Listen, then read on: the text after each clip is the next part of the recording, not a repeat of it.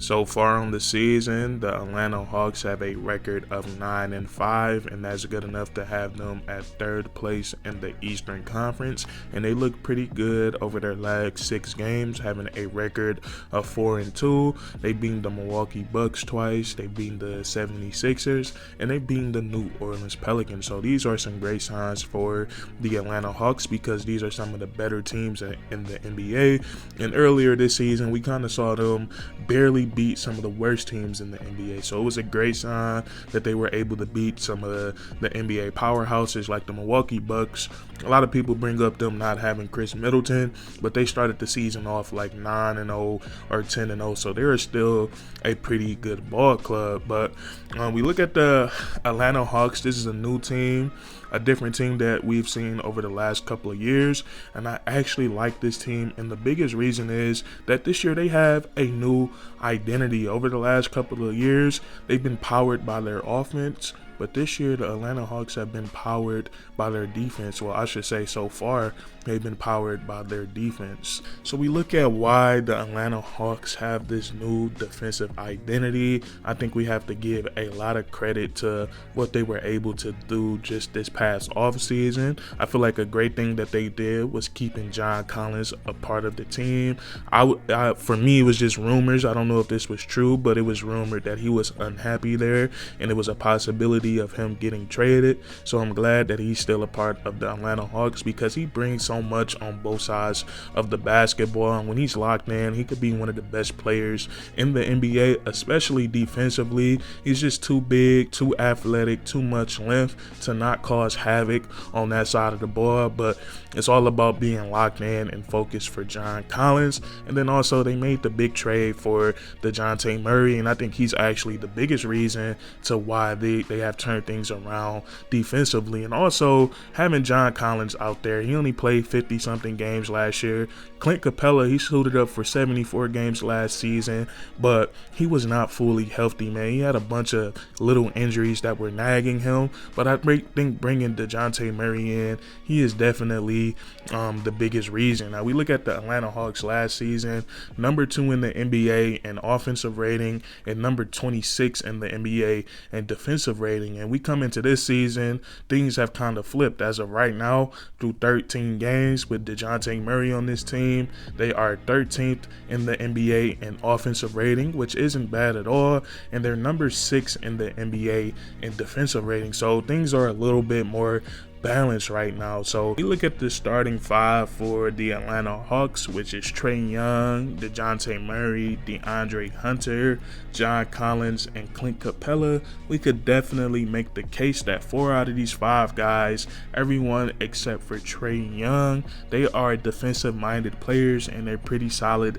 as individual defenders. We look at DeJounte Murray, who I think is the best defensive guard in the NBA, just for the sole fact that he can do everything defensively, and he's definitely proven that this year. First of all, I love his size. He's around 6'4", 6'5", with a tremendous wingspan. He has a wingspan of 6'10". He has the ability to pick guys up full court. He's a tenacious on-ball defender. So far this season, he has done a great job of forcing turnovers. Right now, he is second in the NBA in total steals, and then in steals per game, he ranks at number 4. So he has done a great job of causing havoc. He's a very versatile defender. His size allows him to guard 1 through 4. And what I love about DeJounte Murray, if he ever does find himself in one of those matchups where the player he is guarding is significantly stronger or significantly bigger than him, he has great defensive instincts. He knows when to take a charge. He knows when to go for the strip. And then his athleticism and his wingspan allows him to get a pretty good contest on almost any shot. So DeJounte Murray, he is a great all-around defender, and he gives you the total package. DeAndre Hunter, he's a great perimeter defender who can guard multiple positions. Also, you have John Collins and Clint Capella in the front court, and we talked about this earlier.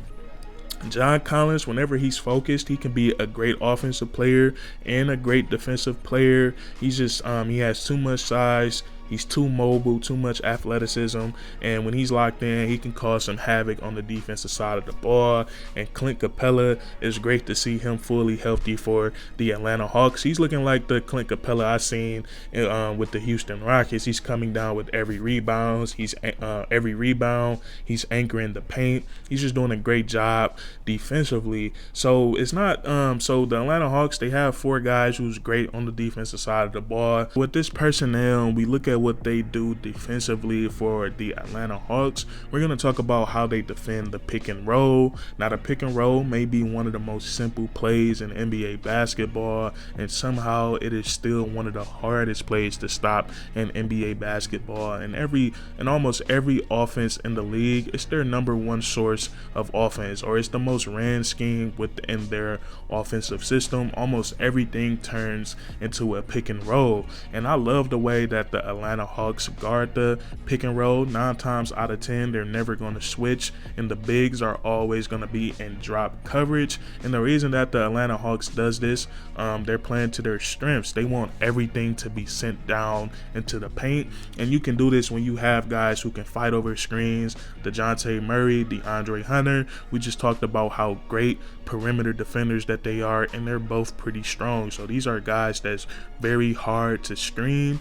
So most of the time they're getting over the screens and they're chasing guys off the 3-point line and sending them right into the paint. So their defensive scheme is very simple, but yet so far this season it's been working. They're 6th in the league in defensive rating, and with this lineup, with these 4 guys, these 4 defensive-minded players, I feel like it makes it a lot easier to hide Trae Young on the defensive side of the ball. You can put him on a spot-up shooter. You just want to put him on a guy that can't play in the post and a guy that cannot put the ball on the floor, and if you're doing that, that's a win for the Atlanta Hawks. So I love what they've been able to do so far defensively, and we're going to talk about the Atlanta Hawks offense. Now, me personally, I love this new Atlanta Hawks offense, or at least I love what I'm seeing with my eyes. But if we look at the numbers will tell you not to love this new offense.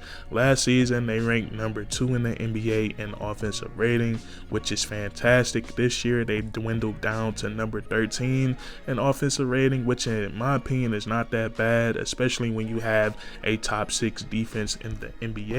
But we look at some of the reasons why those numbers have dwindled down. I think there's a lot of compelling factors. Like, number 1, they have not had their best spot-up shooter at all this season, and that's Bogdan Bogdanović. He has not played yet this year. He's a fantastic shooter from 3. He usually shoots it from around 38 to 40% from the 3-point line. So I figure when he comes back and Trae Young and DeJounte Murray, their minutes are being staggered, like when Murray is playing with Bogdan or when Trae Young is playing with Bogdan, we're going to see some much better offensive spurts from the Atlanta Hawks. And then another compelling factor is that Trae Young, he has not been playing his best brand of basketball lately, and I think this is a bright sign for the Atlanta Hawks. When your best player, he is not playing the best offensively, still finding ways to be effective, because he's still putting up 27 points per game to go along with 9 assists, and he's gotten off to the worst shooting start in his NBA career. So it's a great sign, because we know Trae Young, he's great enough to turn his shooting slump around. So I don't think we should get too caught up in the numbers, because I think they're definitely gonna get better. And what I'm seeing with my eyes from this offense, I love it a lot, and I love that the Hawks aren't dependent on the 3-point shot no more. We've seen that over the last couple of years. They take a bunch of threes, and that just makes me a little nervous in the playoffs, because shooting is not guaranteed, man. You never know when your team is going to go cold and your shooters are going to get into a slump. You want to have players that you can that can get quality shots. You can get good mid-range looks, and you can get to the rim. I think that's always going to be the recipe for playoff basketball, is just getting great looks in the mid-range area around the rim. And of course, you got to knock down the open threes, but you don't want that to be your primary source of offense during the playoffs. You want to have that balance of defense and good quality looks. And I think the Atlanta Hawks, they definitely have the personnel from that. Now, this offense is still heavy in the pick and roll. They might run some off-ball action running some off-ball screens, but usually everything turns into a pick and roll situation for this team. And I like that DeJounte Murray and Trae Young, they take whatever the defense gives them. This year, teams have been playing a lot of drop coverage against them in the pick and roll, and they've been taking a lot of mid-range shots, and they've been hitting them. And the bigs have done a great job of finishing around the rim, catching lobs, finishing through contact. Now, John Collins, he got off to a strong start this season, but he's kind of slowing down. I want him to be a little bit more aggressive. And Clint Capella has been playing like a monster recently, finishing strong around the rim, the offensive and the defensive glass. He's been playing great. So I think we shouldn't worry about the Hawks offense. I know Trae Young, he's going to turn it around. Bogdanovich, when he comes back, he's going to help out a lot offensively. And that's going to be it for today's video, man. I like the way this Hawks team is looking. I think DeJounte Murray was an excellent pickup, and that trade is definitely working out. But if you guys enjoyed, please leave a like, comment down below if you agree or disagree, and then subscribe for more weekly content. We do this all the time, man. And that's curtains.